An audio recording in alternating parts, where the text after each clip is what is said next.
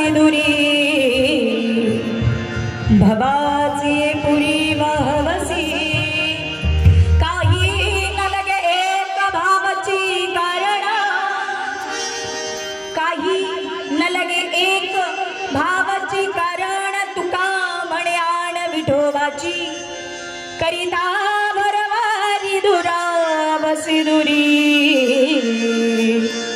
भवाची पुरी वहवसी विठ्ठल विठ्ठल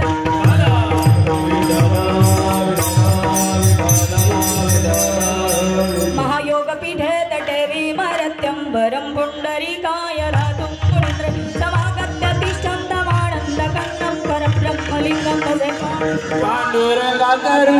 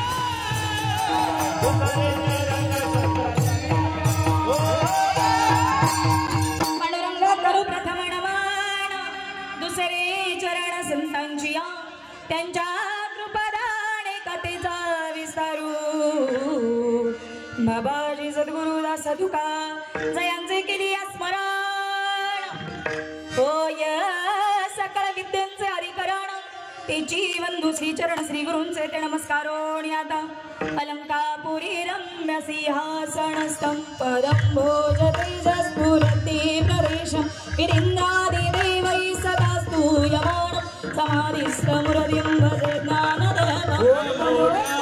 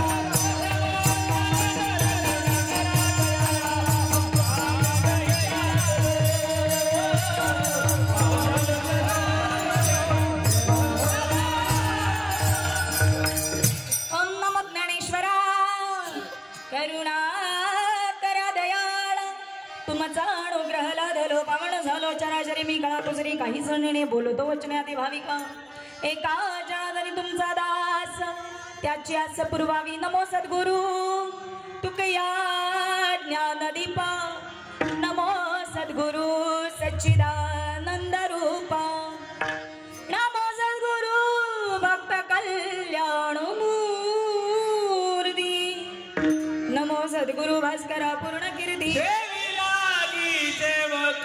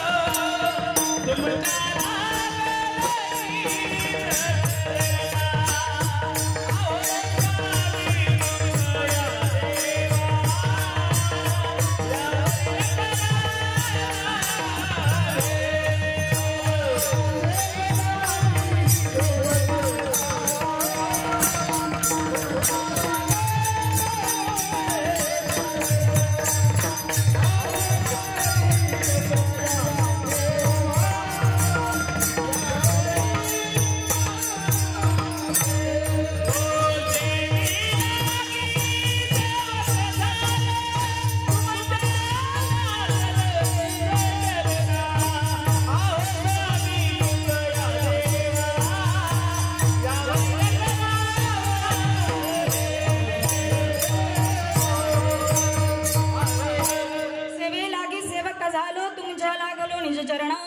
अहो स्वामी तुकया देवा यावरील करावा भेरू ब्रह्मानंदम परम सुगदम केवलम ज्ञानमूर्तिम द्वंद्वातीतं गगन सदृशं तत्त्वमक्षादिलक्ष्यं एकं नित्यं विमलमचलं सर्वदि साक्षीभूतं भावातीतं त्रिगुणरहितं सद्गुरुतं नमामि शान्ताकारं भुजगशयनं पद्मनाभं सुरेशं विश्वाधारं गगनसदृशं मेघवर्णं शुभांगं लक्ष्मीकान्तं कमलनयनं योगिर्विद्यादिगम्यं वन्दे विष्णुभवहरं सर्वलोकैक्यनाथं वसुदेवं सुतं देवं कंसचाणूरमर्दनं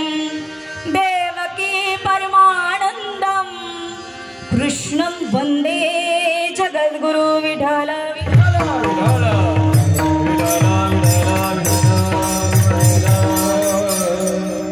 सांगतो तुम्हासी भजारे विठ्ठला नाही तरी गेला जन्मवाया करिता भरवारी दुरा बसी दुरी भवाची पुरी वाहवसी प्रस्तुत प्राप्त स्थळी प्राप्त प्रसंगी कीर्तन रूपी सेवेसाठी निवडलेला अभंग श्रीमंत संत वैराग्याचे ज्वलंत प्रतीक असणारे सदेह वैकुंठ गमन करणारे पंचम वेद निर्माते विश्ववंद्य जगद्गुरु तुकोबराय यांचा उपदेशपर प्रकरणातील 3 चरणांचा उत्कृष्ट असा अभंग प्रत्येकाला उपदेश करणारे तुकोबराय यांचा गोड असा अभंगाच्या या कीर्तन रूपी सेवेसाठी निवडलेला आहे. विठ्ठल विठ्ठल. अभंगाचा सरळ भावार्थ ऐका. महाराजच्या आजच्या अभंगातून प्रथम क्रियापद वापरतात. सांगतो तुम्हासी भजारे विठ्ठल. सांगतो हे शेवटचं क्रियापद प्रथम स्वरूपात टाकावं का? जेव्हा वाक्य पूर्णत्वात जातं तेव्हा क्रियापद येत असतं, त्या वाक्याची पूर्णता क्रियापद सांगत असतं. पण इथं मात्र आजच्या या प्रथम चरणात तुकोबरायांनी सुरुवातीला क्रियापद वापरलेले. व्याकरण दृष्ट्या जर पाहिलं तर सुरुवातीला ज्या अर्थी क्रियापद आहे त्या अर्थी निश्चितच या वाक्यामध्ये कुठंतरी कर्ता आहे आणि कर्म आहे. ज्या अर्थी कर्ता आहे त्याला कर्म हे तुकोबरायांनी आज सांगितलेले. मग क्रियापद आहे सांगतो. आता यामध्ये कर्ता कोण? तुम्हासी आणि कर्म हे काय? भजारे विठ्ठला. भजन हे कर्म सांगितलेले. मग कुणाला सांगितलं? तर इथं आलेल्या प्रत्येक जीवाला तुकोबराय सांगतात सांगतो तुम्हासी भजारे विठ्ठला. त्या विठ्ठलाला भजा, त्याला शरण जा. आणि यदा कदाचित जर शरण गेला नाही तर परिणाम सांगितला. नाही तरी गेला जन्म वाया. हा जन्म हा काय होईल? वायाला जाईल. कशामुळे वायाला जाईल? करिता भरवरी दुरावसी दुरी. भरवरी म्हणजे संचय. या शब्दाचा जर अर्थ काढायचं म्हटलं तर संचय. आम्ही बरोबरीच्या पाठीमागे लागलो. संचयाच्या. कोणत्या संचयाच्या? तर संपत्तीच्या. महाराज म्हणतात या संपत्तीचा संचय करत जर राहिलो तर परिणाम करिता बरोबरी दुरावसी दुरी, कुणापासून दूर व्हाल? जगाच्या मालकापासून काय व्हाल? दूर व्हाल. आणि आणखीन कारण सांगितलं, भवाची पुरी वाहवसी, या भवसागरामध्ये तरुण जाण्याच्या ऐवजी काय होईल? प्रवाहामध्ये वाहावं लागेल. आणि मग काय होईल? पुन्हा जन्म घ्यावा लागेल, पुन्हा मरावं लागेल. आणि हे मग दुःख तुमच्या वाट्याला येऊ नये असं वाटत असेल तर मी सांगतो ते ऐका. सांगतो तुम्हासी बजारे विठ्ठल. काय प्रश्न विचारावा तुकोबरायने एका साधकानं? तुकोबराय सांगताय खरं तुम्ही की त्या विठ्ठलाला शरण जा, पण आम्हाला सांगा त्या देवाला लागतं काय?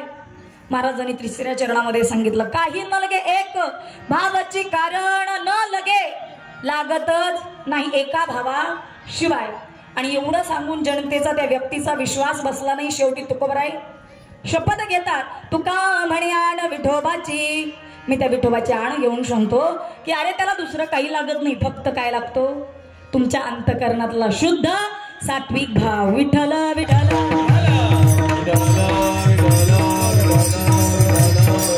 आपण कोणत्या कारणास्तव उपस्थित आहात हे सांगणं वक्त्याचं कर्तव्य आहे. किम कारणम, कोणत्या कारणास्तव. आणि या नयानं आज अल्पसा परिहार देताना एक सांगू इच्छिते. आज या सपकाळ कुटुंबामध्ये गेल्या वर्षी या कुटुंबातून कैलासवासी हिराबाई मारुती सपकळ यांचं देहावसान झालं. इहलोकीची यात्रा 1 वर्षापूर्वी त्यांनी संपवली. पण तदनिमित्तानं आजची ही कीर्तन सेवा का करावी? कीर्तन सेवा कशासाठी? ज्ञानदान, अन्नदान, पिंडदान, वस्त्रदान का करायचं? या ज्या 4 दानांचं पुण्य आहे ना, हे त्या व्यक्तीला आजच्या दिवशी मिळत असतं. जिवंत असताना अनेक वस्तूंचा साठा करता येतो किंवा अनेक, इथं थोडंसं कमी करा, अनेक गोष्टींचा देणं देता येतं. पण मृत्यूनंतर सुद्धा देणं देता येतं हे संतांना सांगायचं. काय देणं द्यायचं? त्यांच्या पश्चात त्यांना पिंडदानाचं हे महत्त्वपूर्ण दान देणं अपेक्षित आहे. आणि मग हे दान कोणत्या स्वरूपात द्यायचं? तर ज्ञानदानाच्या, अन्नदानाच्या, वस्त्रदानाच्या आणि पिंडदानाच्या. विठ्ठल विठ्ठल.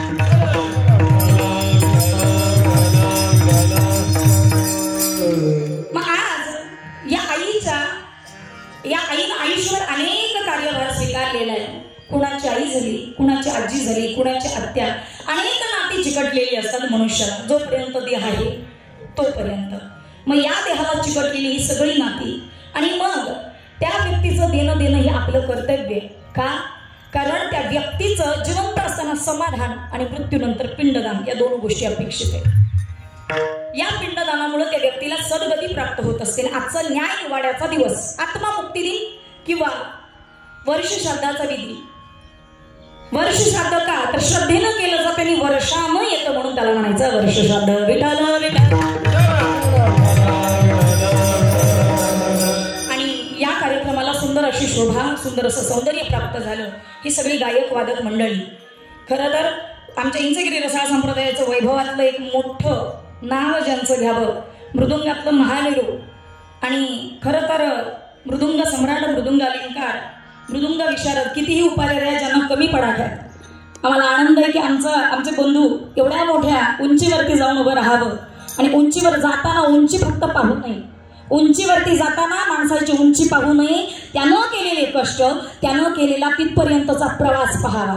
तेव्हा त्या व्यक्तीची उंची पाहायला ती समजते. कधी? त्या व्यक्तीचा प्रवास जेव्हा आपण स्वतः पाहतो. आणि एवढा गोड प्रवास करून इथपर्यंत इतक्या उंचीला जावं आणि इतक्या उंचीपर्यंत जाऊन सुद्धा अहंकार अजिबात चिकटलेला नाही असे आमचे गुरुबंधू हरिभक्तीपरायण आमचे विठ्ठलजी महाराज सत्रे महाराजांच्या चरणविंदाला स्पर्श करते. त्याचबरोबर बापासारखं पाठीमागं कायम उभं राहावं, कुठेही कमी पडू देऊ नये, कधीच नाही.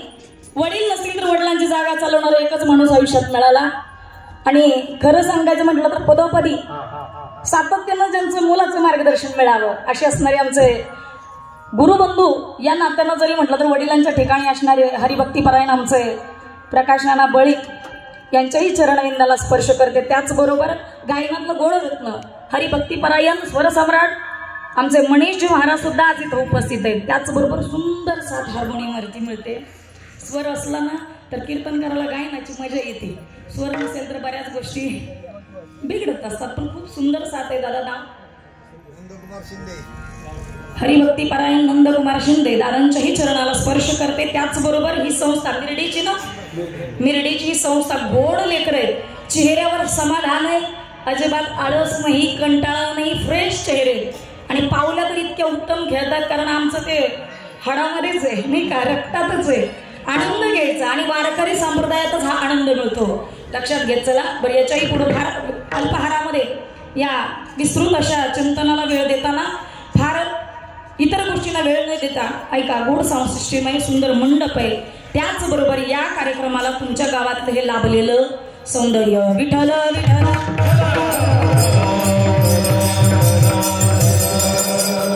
आजच्या अभंगातून जगद्गुरु तुकोबराय उपदेश करतात. कुणी करावा उपदेश, ज्याला अधिकार आहे त्यानं. इतरांना उपदेश, जो स्वतः आचरण करत नाही त्यानं इतरांना शिकवण्याच्या भानगडीत पडायचं. पण जो स्वतः आचरणशील आहे त्यानं मात्र निश्चित सांगावं आणि ऐकावंही त्याच की ज्यानं स्वतः आयुष्यात जगावं. एकनाथ महाराजांनी एक दिवसाचा प्रसंग आहे. नाथ बाबांजवळ एक स्त्री आली.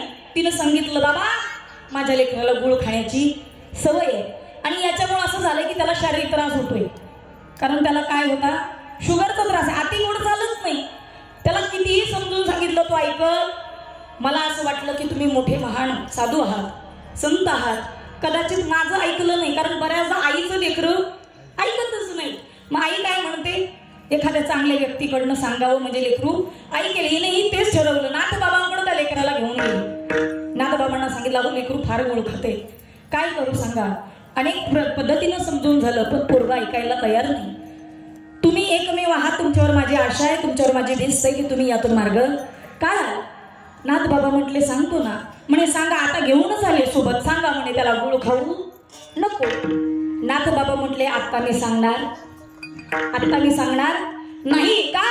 कारण महाराज म्हटले 4 दिवसांनी ये लेकराला घेऊन. 4 दिवसांनी लेकरू घेऊन आली. त्या दिवशी त्या नाथ बाबांनी त्या लेकराला सांगितलं, राजा गुळ खाऊ. तिला प्रश्न पडला. तिला नाथ बाबांना प्रश्न केला, महाराज हेच तर तुम्ही 4 दिवसापूर्वी सांगू शकला असता की नाही, एवढा 4 दिवसांचा वेळ कशाला. नाथ बाबांनी सांगितलं, खरं सांगू का, गुळ खाण्याची सवय ही मला होती आणि ती सवय माझी जोपर्यंत मोडत नाही तोपर्यंत समोरच्याला सांगणं मला उचित वाटतच नाही. स्वतः आधी ते स्वतः अंगी आचरण केलं आणि मग इतरांना उपदेश केला. संत हे तसे अगोदर स्वतः आचरणशील राहतात, मग समोरच्याला उपदेश करतात. तुकोबरायांचा अधिकार किती मोठा आहे. आज ज्यांना जगामध्ये या समाजामध्ये अवहेलना शिवाय दुसरं वाट्याला काही चाललं नाही. त्रास, प्रचंड त्रास आला. संत कुणाला म्हणायचं ऐका, संत त्यांना म्हणावं स्वतः लहान होतात आणि आपल्यापेक्षा लहानाला मोठं करतात, त्यांना संत म्हणावं. का म्हणायचं तुकोबरायांना संत. काय असं केलं आयुष्यात. संत कसे ऐका, संत हे अगदी मऊ मेणासारखे आहेत. हृदय द्रवीभूत असतं संतांचं. एक दिवशी 1 ते 9 संख्या असणारे या सगळ्या 9 अंकांचं वर्ग भरला. संत कोणाला म्हणायचं ऐका, 1 ते 9 संख्या आणि या संख्येचं वर्ग भरला. पण अचानक काय झालं, या वर्गामध्ये अचानक आरडाओरड कालवा सुरू झाला. का, 9ने एकदा अचानक काय मनात आली लहर, त्यानं 8च्या जाऊन खाड दिसना खाली मार. 8ला प्रश्न पडला, अरे माझी चूक नाही, काय नाही, मला विनाकारण येऊन यानं मारलं का बरं, कशासाठी. या 8ला प्रश्न पडला. त्यानं विचारलं 9ला, का मारलं मला, माझी काहीही चूक नव्हती, कोणताही गुन्हा केला नसताना मारण्याचं कारण काय. 8नं हा प्रश्न केल्यानंतर 9नं सांगितलं, सांगू, मी मोठा आहे म्हणून मारलं. 8ला प्रश्न पडला, जर तू मोठा आहे तर मी सुद्धा मोठाच आहे. 8नं 7च्या मारली, 7नं 6च्या, 6नं 5च्या, बघता बघता 1 पर्यंत सगळ्या वर्गामध्ये नुसता कालवा आणि गोंधळ. आता 1चा नंबर आला. 1 धावत येतोय हे पाहता क्षणी 0 कोपऱ्यात जाऊन लपला. 0 जसा कोपऱ्यात जाऊन लपला तसा 1 म्हटला की तू का घाबरलास रे, तू का कोपऱ्यात लपला. त्याने दोन्हीही गाल असे 0ने धरले होते. त्याला असं वाटलं 1 ज्या अर्थी धावतोय, खरं तर 1 धावत होता त्या 0ला चिकटण्यासाठी. पण 0ला वाटलं हा मला मारण्यासाठी येतोय. हा 0 घाबरला, दोन्ही हात गालावरती ठेवले, कोपऱ्यात जाऊन घाबरून बसला. 1 जवळ आला, प्रश्न केला, का रे गाल धरले. आता मला माहितीये तुम्ही मला मारणार आहे. जसं आतापर्यंत 9 8ला 8नं 7ला 7नं 6ला 6नं 5ला 5नं 4ला 4नं 3ला 3नं 2ला जे केलेलं पाहिलं दृश्य, त्यामुळं मी घाबरलो. एकानं त्याला जवळ घेतलं. कुणाला? शून्याला. शून्याला जवळ घेतलं, सांगितलं तुला मारण्यासाठी आलो मी, तुला फक्त आणि फक्त आपलं करण्यासाठी. आणि एकाच्या बाजूनं हा शून्य उभा राहिला, एकानं त्या शून्याचा स्वीकार केला, त्याला मारलं नाही. हा एक म्हणजे संत आहे, त्याला मारलं नाही. जसं त्या शून्यानं एकानं त्या शून्याची संगत केली, एकाची किंमत दसपट वाढली आणि त्या शून्याला विशेष महत्व आलं. अगोदर शून्य होता, त्याला किंमत होती का बाबा? नुसता शून्य उपयोगाचा नाही, पण त्या शून्याच्या पुढं एकमेव संत तो भगवान परमात्मा जर उभा राहिला तर त्या शून्याला सुद्धा किंमत येते. संत तशाच आहेत, आपण सारिखे करीती तात्काळ नाही काळ वेळ जया.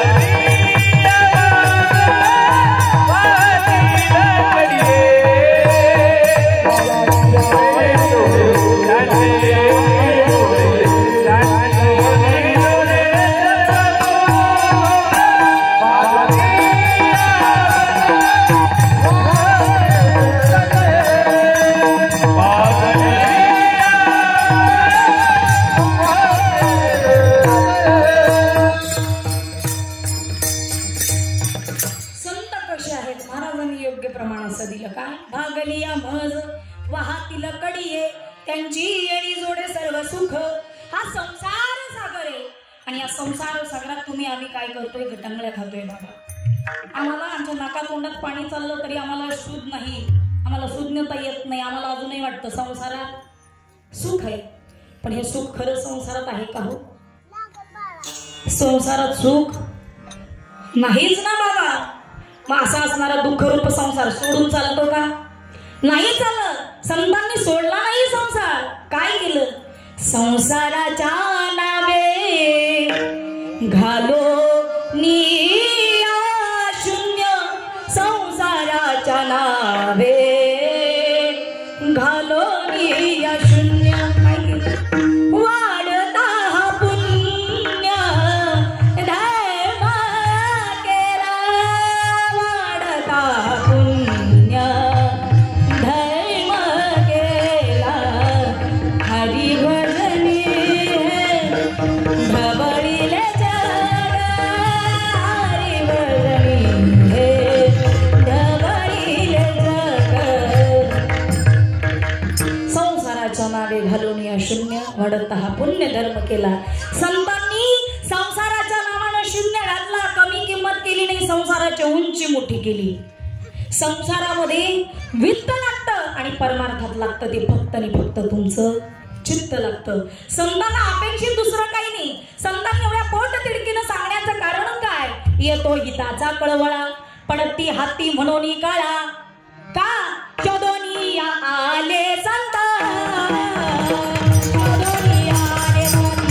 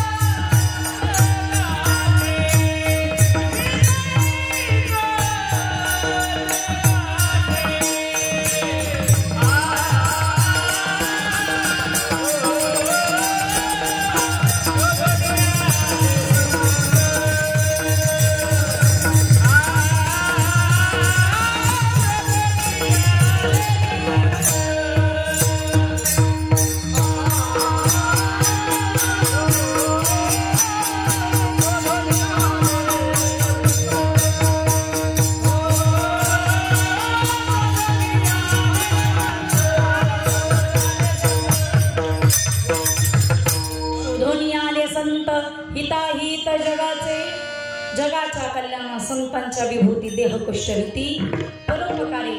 आणि मग असे संत तुम्हाला आम्हाला सांगतात संसार कसा आहे. बैलांनी काय सांगावं. अरे हा संसार संसार जसा तवा चुल्यावर आधी हाताला चटके मग मिळाते भाकर. संसार दुःख रूपी संसार दुःख मूळ चोहीकडे. आणि म्हणून महाराज सांगतात बाबा रे आयुष्य फार मोकळं आहे. कसं आहे अल्प आयुष्य मानव रे.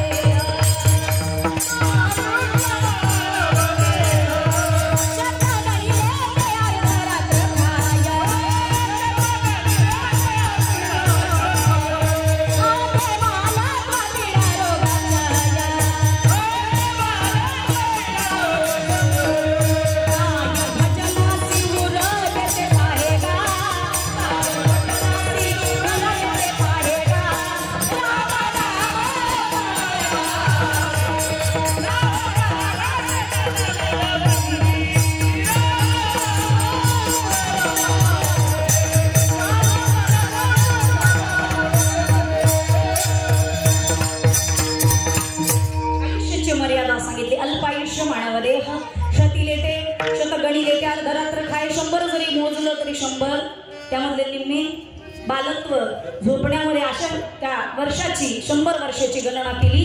सांगितलं आयुष्य राहिलं ते थोडं. मग आता काय करा. राम राम स्मरा आधी कोणत्या गोष्टींच्या आधी. आणि जे जे कार्य कराल त्या त्या कामाच्या आधी नामामध्ये काय ताकद आहे. या नामानं या प्रल्हादाला वाचवलं. नाम प्रल्हाद उच्चारी दया सोडवी नरहरी उचलून घेतला कडेवरी भक्ती सुखे हो निमाला. काय केलं प्रल्हादानं. फक्त राम नामाचा स्मरण केलं नारायणाचं स्मरण केलं. परिणामी इतकंच नाही साधू संतांनी पोट तिडकीला सांगितलं काय उठा जागे व्हारे आता.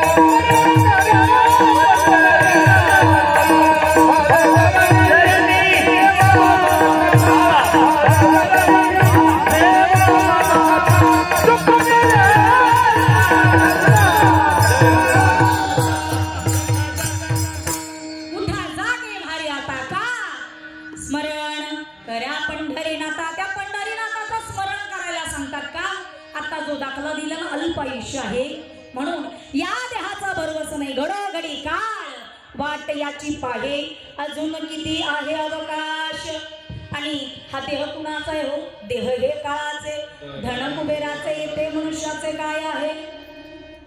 लक्षात ठेवा सगळं पुन्हा मिळवता येतं पण शरीर एकदा गेलं की पुनर्वित्तम पुनर्मित्रम पुनर्भार्या पुनर्मही एतत् सर्व पुनर्लभ्यं न शरीर पुनः पुनः दुर्लभो मानुष देहो देही नाम शरण अंगुरा तत्रापि दुर्लभम मन्ये वैकुंठ प्रिय दर्शना. सगळं मिळवता येईल पण देह आणि आहे तोपर्यंत काय करा.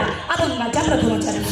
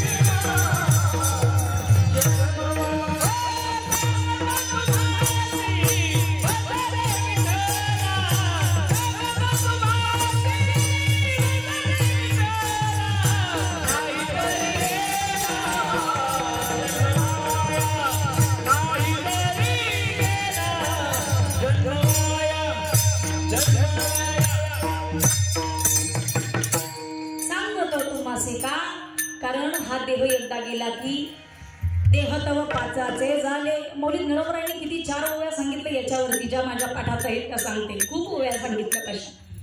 देह तव पाचाचे झाले, हे कर्माच्या गुणी गुंतले, विषयाचा केसुदले भवंतसे सांगितलं. हे जन्म मृत्यूचं राहण काढलं असंच. पुनरपी जन्म पुनरपी मरणम पुनरपी जननी जटे रे शयनम इह संसारे घन दुस्सारे कृपया पाहे पाहे मुन भज गोविंदम भज गोविंदम भज गोविंदम पुनः सांगितलं. किती वेळा जन्म यावे नित्य व्हावे भजित. का? कारण सारखं जन्माला यायचं आणि मरायचं. हे जर टाळायचं असेल तर काय करा सांगतो तुम्हासी. बजारे विठ्ठला नाही तरी गेला जन्म वाया. जर भगवंताला शरण गेला नाही तर जन्म जाईल वायाला. का? कारण हा देह मिळाला कशासाठी? देवाच्या भजनासाठी. देवे दिला देह भजना गोमटा तो या झाला फाटा बालिकेचा. दिले इंद्रिय हात पाय कान. बघा जिथल्या तिथं सगळे अवयव आपल्याला दिलेले आहेत. नाकाच्या जागी डोळे बसवलेले नाहीत, डोळ्यांच्या जागी कान बसवलेले नाहीत. जिथल्या तिथं ॲक्युरेट, कुठेही मागं पुढं न करता अगदी सुंदर नरदेह घडवला. मग असा असणारा नरदेह जो अनमोल सांगितला, आणि हा अनमोल असणारा नरदेह याच देही घडे देवाचे भजन या देहामध्येच होतं. आणि कहे ज्ञान नाही कोठे. अरे देवादिक इंद्रादिकांना सुद्धा वाटलं, पण ती सुद्धा पदी कसे माऊली गणपरा म्हणतात इंद्रादिक पदे दुःखाची शिराणी. हे तुकोबरायांनी सांगितलं. अरे तिथं सुद्धा चित्त जळू देऊ नको. का? त्या इंद्रादिकांना, त्या ब्रह्मदेवादिकांना सुद्धा वाटलं की इथं स्वर्गीचे अमर इच्छिताती देवा मृत्यू लोकी व्हावा जन्मा आहा. देव इच्छिताती. इतकंच नाही, प्रत्येक संतांना देवाला वाटलं, पण देवाला इथे येण्यासाठी संतांचं स्वरूप घेऊन यावं लागलं. देव जेव्हा येतो तेव्हा काय त्याचं कार्य आहे? भक्ता रखे पायापाशी दुर्जनासी सवारी. पण संत तसे नाही. संत येतो हिताचा आदिप्रमाणे. संत आले ते आपल्या हितासाठी. मग हे संत आपल्या हितासाठी सांगतात का? त्या विठ्ठलाला शरण जा. मग ज्ञानोबरायांनी सांगितलं, पण त्याच्या अगोदर ब्रह्मदेवानं जेव्हा ही सृष्टी निर्माण केली ना, ही सृष्टी निर्माण केल्यानंतर या सृष्टीनं प्रतिप्रश्न केला ब्रह्मदेवाला. देवा निर्माण केलं आम्हाला, पण आमच्या उद्धाराचं साधन सांगा म्हणून विचारल्यानंतर ब्रह्मदेवाने उत्तर द्यावं, तुम्ही एकच करा. काय? त्या भगवंताला. तेच ज्ञानोबरायांनी गणेश्वरी सांगितलं, तुम्ही देवता ते भजा, देव तुम्हा तुष्टतील. परिणाम परस्परा ते घडेल प्रीती जेथ.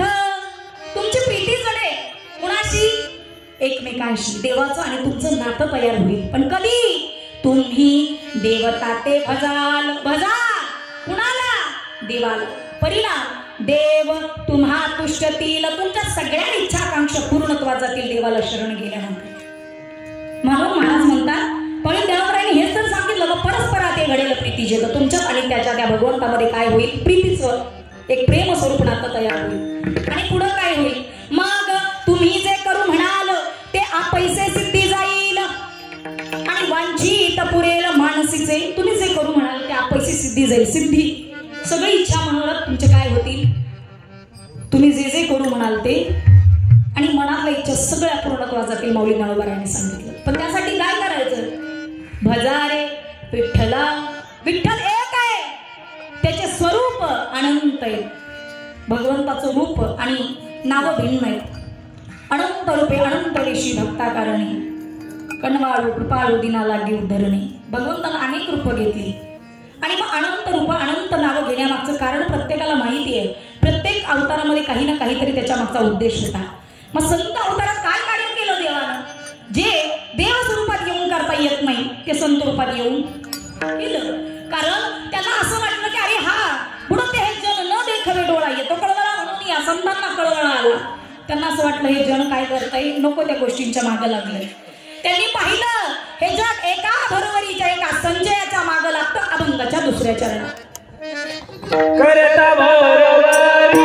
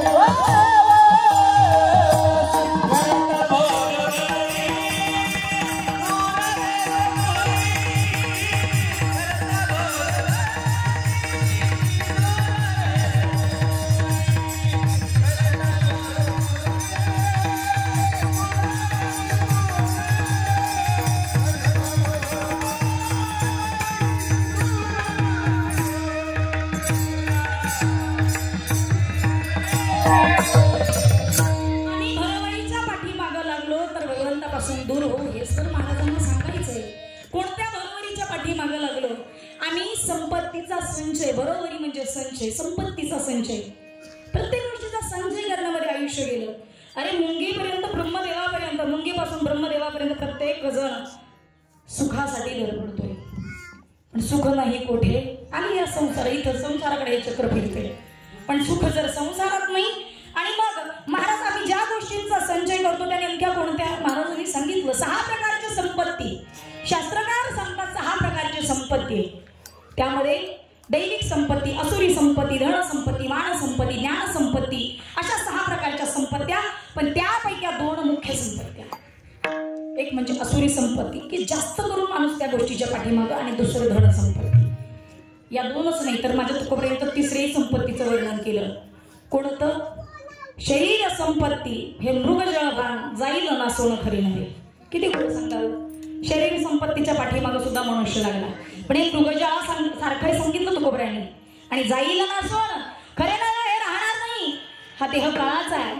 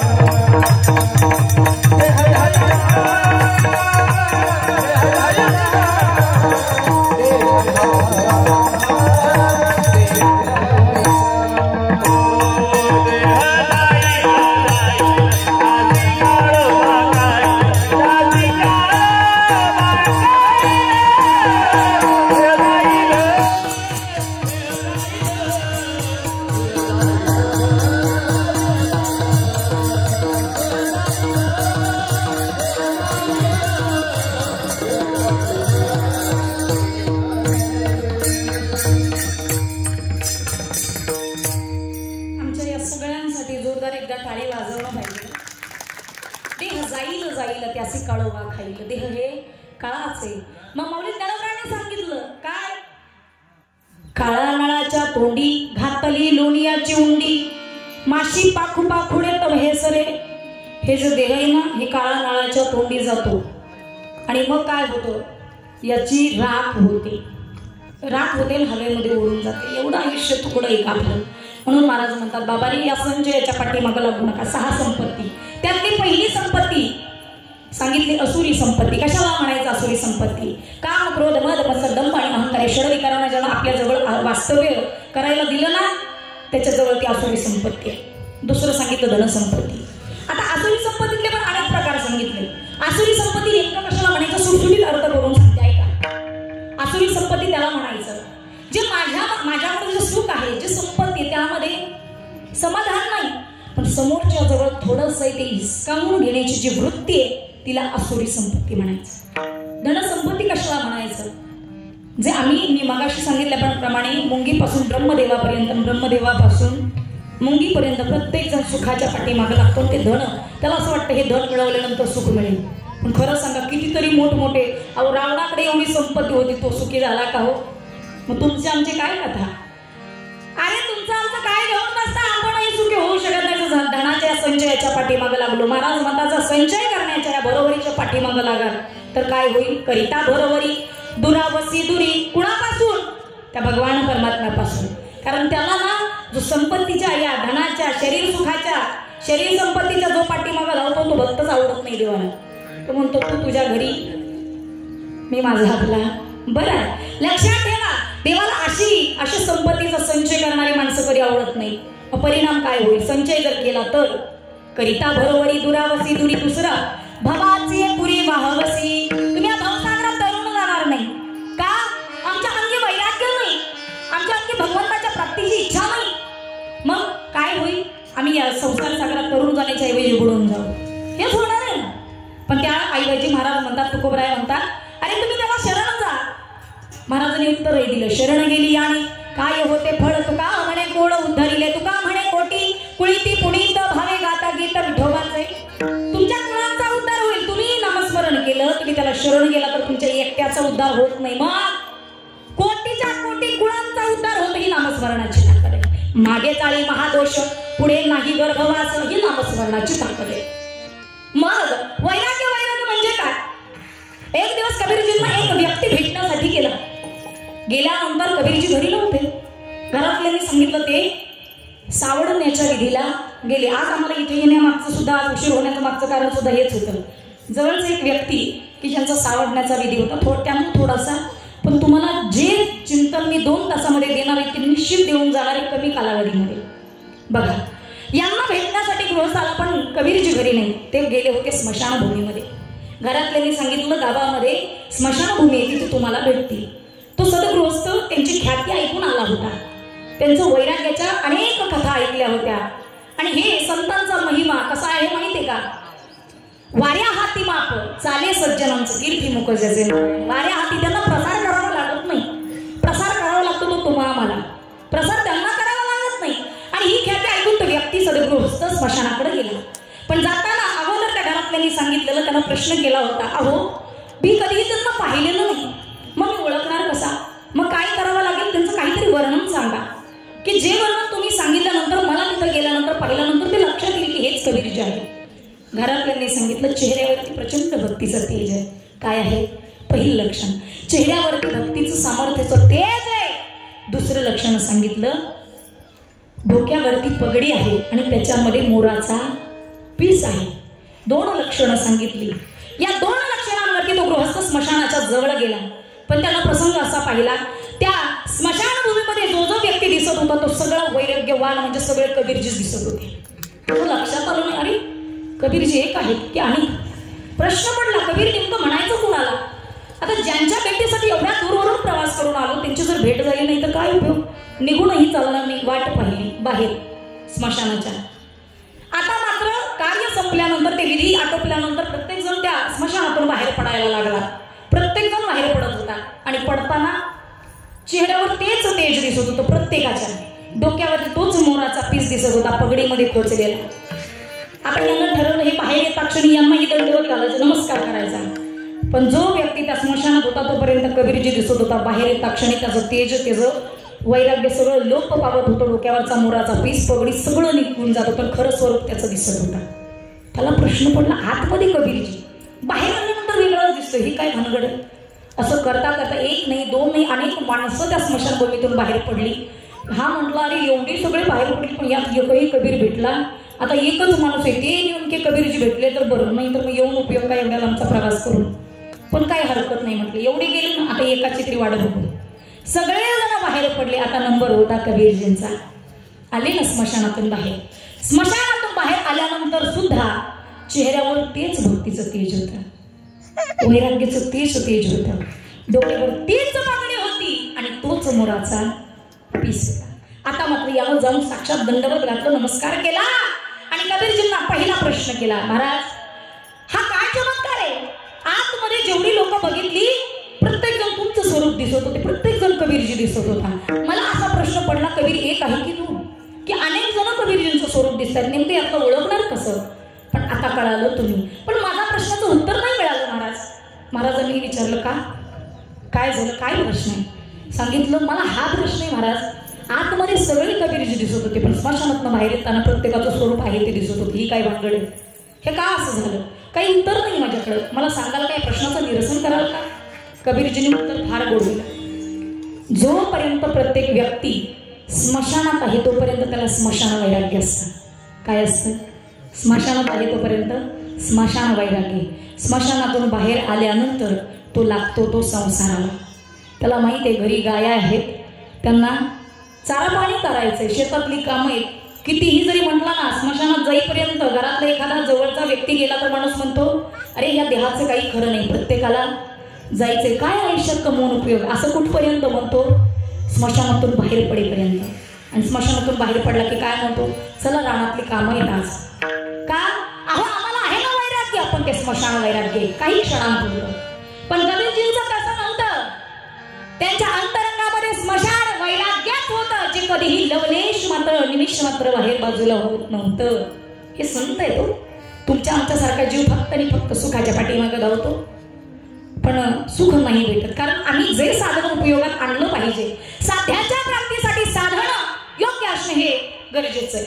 पण साध्य भगवान परमात्मा आहे, साधन चुकीचं आहे. साधन चुकल्यानंतर देव भेटेल का?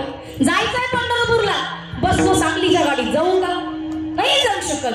तसं साधन विठ्ठल आहे, पण त्यासाठी साधन मात्र संत आहेत आणि संतांनी दिलेलं ते नाम आहे. या नामाशिवाय जाता येत नाही देवापर्यंत. पत्ता मिळत, पत्ता माहितीये, पण सांगणारच रस्त्यात वाट सुरू कोण चांगला भेटला नाही, चुकण्याची शक्यता आहे. तसं देवाचा पत्ता माहितीये, पण संतांशिवाय तो अवघड आणता येत नाही. म्हणून महाराज म्हणतात आणि त्या संतांना शरण जा आणि मग होईल काय? मग ते संत आपल्याला या संसार सागरातून गटांगळा खाण्यापासून वाचवतात. देवही तेच करतो आणि देव संत भिन्न आहे. देवते संत निमित्त त्या प्रतिमा. आम्ही म्हणून संतांना भजा, देवाला भजा. नेमकं भाजायचं कुणाला?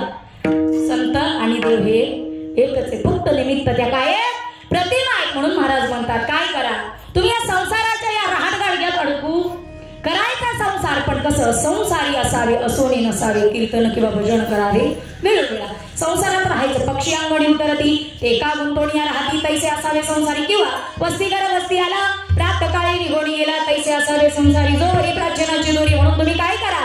त्या भगवंताला शरण जा. कसं? विठोबा रखुमाई.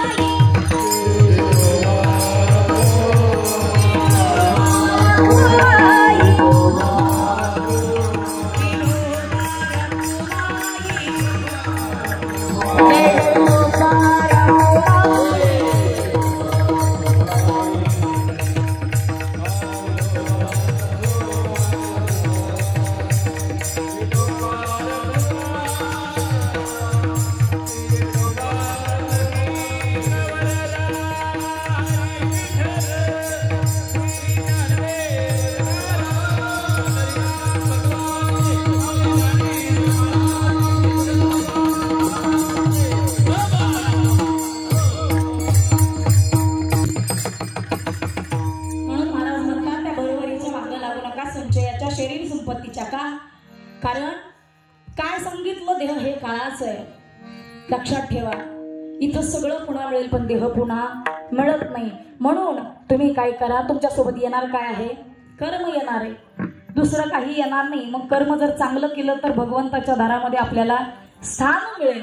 म्हणून करिता बरोबरी मग परी अंधुरा बसे दुरी भवाची पुरी महावसी. जर शरण गेलं नाही तर त्याचं हे असं होईल. आणि जर शरण गेल्यानंतर महाराजांना प्रश्न केला, त्या देवाला लागतं काय? अभंगाच्या 3ऱ्या चरणात.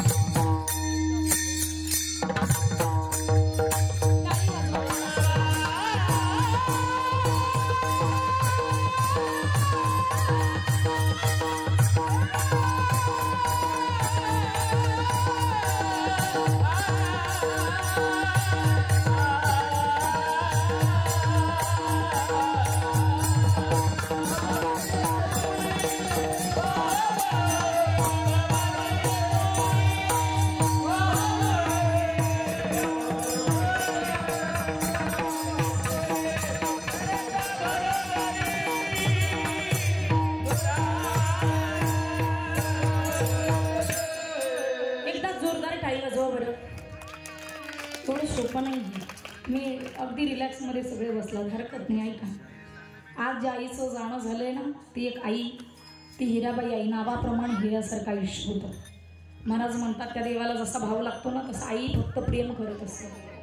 काय लागतं देवाला? काही नलगे एक भावाची कारण. तुका म्हणे आण विठोबाची, तुझी आण वाहे न गा देवराया दे, तू बहु आवड असते केव्हापासून. आई आयुष्यभर फक्त आणि फक्त प्रेम करते. ज्या वेळेस जिजाऊ साहेबांनी आपल्या लेकराला, अगदी 5 ते 6 वर्षाच्या लेकराला, म्हणजे माझ्या छत्रपती शिवाजी महाराजांना जेव्हा घेऊन आली ना पुण्याच्या प्रांतात, त्या पुण्याच्या प्रांतात जेव्हा आली त्यावेळेस त्या आईनं पाहिलं होतं की इथं राया राव नावाच्या सरदारानं पहाड ठोकली होती, मानवी कवटी अडकवली होती आणि चपलांचं तोरण बांधलं होतं आणि सांगितलं होतं इथं कुणी स्वराज्याची आशा मनात घेऊन येईल त्याची अशी मसलवट करू, घरात कुणी शिल्लक ठेवणार नाही. पण त्याही भूमीमध्ये आईनं लेकराच्या अंतकरणात ज्वलंत ज्योत निर्माण केली, स्वराज्याचं स्वप्न ठेवलं आणि या स्वराज्याचं नुसतं स्वप्न नाही तर या स्वप्नासाठी देह कसा झंजवावा हे शिकवणारी आई होती. आई कशी असावी? आई संस्कारक्षम असते. अहो, लेकरांना शिदोरीच्या स्वरूपात देत असते ती संस्कार, आणि हे संस्कार प्रत्येकाच्या आयुष्यात फार गरजेचे राहतात. प्रत्येकाची आई, आम्ही पाहतो आई काय करते, रात्रीचा दिवस, दिवसाची रात्र, हाडाची काढ, रक्ताचं पाणी करते, नेत्राचा दिवा करते, लेकरांचं संगोपन करते. परिस्थिती कितीही प्रतिकूल असेल, लेकरांसाठी प्रतिकूल परिस्थिती सुद्धा अनुकूल अशी त्या लेकरांसाठी परिस्थिती निर्माण करते. तिला आई म्हणावं. आई कुणाला म्हणावं? आ म्हणजे आत्मा, ई म्हणजे ईश्वर. या दोन्हीचं जे मिलन होतं आणि जेव्हा एखादी मूर्ती घडवल्या जाते तिला म्हणायचं आई. काय करते?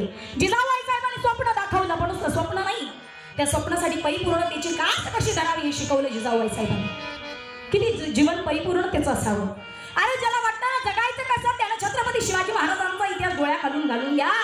आणि ज्याला वाटतं ना अरे बापाच्या आणि आजीच्या स्वप्नांसाठी स्वतःचा देह कसा जिजवावा हे बघायचं असेल तर धर्मवीर संभाजी महाराजांचं चरित्र पहा. आजकाल मुलं बापाचा शब्द, आई वडिलांचा शब्द ग्राह्य धरत नाही आणि मरण तर फारच लांब.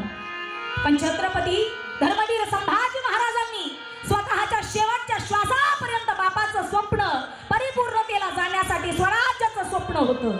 ते स्वराज्याचं स्वप्न बापानं पाहिलं होतं, आजीनं पाहिलं होतं. आजीनं बापाच्या हृदयामध्ये ते विराजमान केलं होतं. पण लेकानं ते स्वतःच्या श्वासाच्या शेवटच्या श्वासापर्यंत ते जगलं ते स्वप्न. त्याला म्हणायचा मुलगा.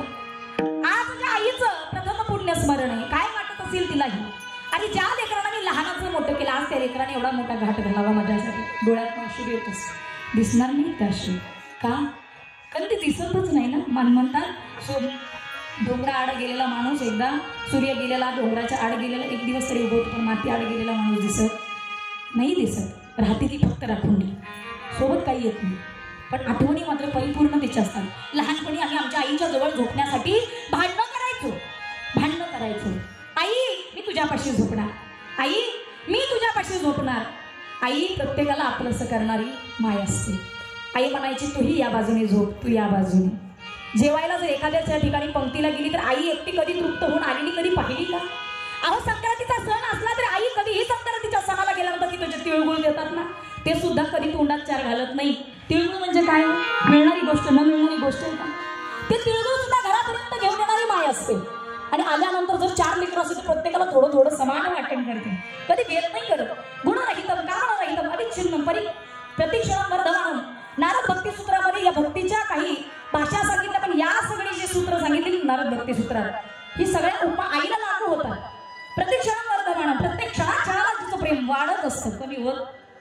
गुणरहितम, गुणांवर लेकरांचे प्रेम करत नाही. कामनारहितम, कामनेना कोणतीही गोष्ट लेकरांसाठी करत नाही. तिला आई म्हणावं. आणि मग अशी मान आयुष्यातनं जाणं म्हणजे सगळं सुखाला पूर्ण विराम मिळणं. अरे थोडंसं दुःख झालं की आई पशी यावं, तिला बिलगावं, दुःख मोकळं करावं. त्या दुःखाला वाट मोकळी करून देणारी जर जागा कोणती असेल ती माय. पण ही जर माय आयुष्यातून गेली ना, कितीही मोठा प्रोफेसर असू द्या, उपयोग नाही. ज्या वेळेस एखादं लेकरू एखादं बक्षीस घरात घेऊन येतं, माय पाठीवरून फिरवणार, हातच गेला ना, किती मोठ्या पदावर जा. प्रेमानं जवळ घेणारे माई सगळे कौतुक करतात, सगळे कौतुक करतात, पण आशीर्वादाची थाप फक्त माई देत असते. सगळे कौतुक करतात. जगामध्ये कुठेही फिरा, कौतुक करणारी पदोपदी भेटतील, पण प्रेमानं आशीर्वाद देणारी फक्त आई असते. तिचा हात असतो बस. लेकरू चुकू द्या, चुका पोटात घालणारी फक्त आई आहे. समाजामध्ये चुका दाखवल्या जातात, आई चूक दाखवत नाही, आई चूक पोटात घेते. तिला आई म्हणाली. आणि अशी माय ही आई आज 1 वर्षापूर्वी जाणं व्हावं. अरे तिचा प्रेमाचा सागर कधी आटत नाही. शाई जरी समोर केली लेखणीसाठी तर ती शाई सुद्धा कमी पडेल. असं जिचं कर्तृत्व 2 तासात कीर्तनकार काय म्हणलं नाही म्हणू शकत. आयुष्य जिजवावं, परिपूर्णतेला लेकराला घडवावं, संस्कारांच्या शिरोळींशी सक्षम बनवावं, तिला माय म्हणावं. माय म्हणता म्हणता वटा लागे वटविडी. किती गोड बहिणाबाईंनी कविता करावी. माय म्हणता म्हणता वटा लागे वटविडे, आत्या म्हणता म्हणता केवढं अंतर हे पडे. आयुष्यात मायची जागा कुणी घेऊ शकत नाही. प्रत्येक जण भेटेल मी तुझ्या आईसारखे, पण आईसारखे असणं आणि आईच असणे शब्दात फार आई असते ना तोपर्यंत एवढ्या एवढ्या गोष्टीची न सांगता तिला दुःख कळतं. तिला आई म्हणावं, इतरांपाशी जाऊन सांगावं लागतं हे वेदना आहे, हे दुःख आहे. आई चेहऱ्यावरच्या हावभावावरून विचारते, बाळा बरं आहे का तुझं? लेक जर नांदून आली ना, लेकीच्या तोंडावर हात फिरवून कडकडा बोटं मोडते ती माय असते. पण ही जर आई गेली ना, कितीही वेळा तुम्ही माहेरी जा, कडकडा बोटं मोडणारी मायच राहत नाही. पिशव्या वाळवण्याच्या भरून देणारी माय असते. कुठेही फिरा, प्रत्येक क्षणाला माय पिशव्या भरून देते. आज मी कीर्तन क्षेत्रात जरी असेल ना, मला वेळ मिळत नाही, खरंच वेळ मिळत नाही. पण आई मला सांगते तू काळजी करू नको राजा, मी इथं 2 किलोचे सांडगे करून ठेवले. कशासाठी? तुझ्यासाठी. पापड कुरडया सुद्धा एकटीच आहे, करणारी एकटी असते. कष्ट फार पडतात पण कधी म्हणत नाही, तक्रार नाही, मला फार त्रास होतो ग तुला देताना. आनंदात देणारी माय असते. भरभरून ओंजळ आपल्या लेकरापाशी ओंजळ रिकामी करणारी माय असते. हो, रिकामी करते, कधी स्वतःला एवढं सुद्धा ठेवत नाही. तिला माय म्हणाल. लेकराला काय आवडतं काय? मुलगी नांदायला जरी गेली ना तरी तिला असं वाटतं की लेकराला रुमालापासून सगळं पुरवावं. आता तिला मिळत नसेल का? सगळं मिळतं, पण तिला असं वाटतं माझ्या लेकराला हे आवडतं. छोट्या छोट्या गोष्टींची काळजी घेणारी माय असते. आणि आई एकदा गेली ना महाराज, संसार कितीही करा, आयुष्यात कितीही राहा, पण तुमच्या कष्टाची दखल घेणारं कोणीच नसतं. पण आईला ना तुमच्या कष्टाची जाणीव असते. हो, तुम्ही थोडंसं कष्ट करा, तुम्ही थोडासा त्रास घ्या. आई जगामध्ये सगळ्यांना सांगते, माझं लेकरू घडलं ना, माझं लेकरू घडलं, पण त्याच्या मागचे त्याचे कष्ट पहा. माझ्या लेकराला रात्रीचा दिवस करून कष्ट करून माझं लेकरू मोठं झालं, ही सांगणारी आई असते. जसं मी महाराजांचं वर्णन करताना म्हटलं, माणूस एखादा उंचीला गेल्यानंतर फक्त त्याची उंची पाहू नका, त्याच्या मागचं त्याचं कष्ट पहा, त्याच्यासाठी त्यानं केलेलं आत्मसमर्पण पहा. हे जेव्हा पाहू ना तेव्हा त्या व्यक्तीचा संघर्ष कळतो. माणूस कितीही मोठा होऊ द्या, आईच्या समोर तो लहानच आहे. आणि कधी मोठेपणा घेऊ नका तिच्या समोर, तिला अडाणी कधी समजू नका. अरे तिच्याजवळ जो ज्ञानाचा सागर आहे ना, तो सागर जगामध्ये पैसे देऊन सुद्धा विकत मिळत नाही. फुकटचं ज्ञान जगामध्ये आपल्याला देणारी माय. आणि अशी आई आज या कुटुंबातून जाणं व्हावं. कितीही बोललं तरी जिच्या समोर शब्द तुकडे पडावेत, अशी आई आज या कुटुंबातून 1 वर्षापूर्वी गेली. निश्चितच भगवंताच्या चरणावर एकच सांगू इच्छितो, देवा आई आमची भली शरीरानं गेली असेल, आठवणीत मात्र ठेवून गेली. मग ती आजी असेल, आई असेल, कोणतंही नातं आम्ही तिच्यासोबत जोडलेलं असो ना, प्रत्येक नात्याला परिपूर्णतेची एक आयुष्य जगलेली माय आमची. प्रत्येक अशी प्रेमाचं, नात्याचं, सलोख्याचं नातेसंबंध जोडलेली माय, हिला तुझ्या चरणावर जागा दे. आणि हे देवा तिला योग्य अशी गती प्राप्त होऊ दे. या कुटुंबाच्या माध्यमातून हे कुटुंब सांगतंय, या कार्यक्रमाच्या माध्यमातून हे कुटुंब आपल्या सगळ्यांपर्यंत पोहोचवते, त्या देवापर्यंत सुद्धा. आज या कुटुंबाने केलेलं अन्नदान, पिंडदान, ज्ञानदान, वस्त्रदान, सगळ्या गोष्टीचा गाठोडा आईच्या चरणावर ठेवूया. आणि इथंच वाणीला पूर्णविराम. ज्ञानेश्वर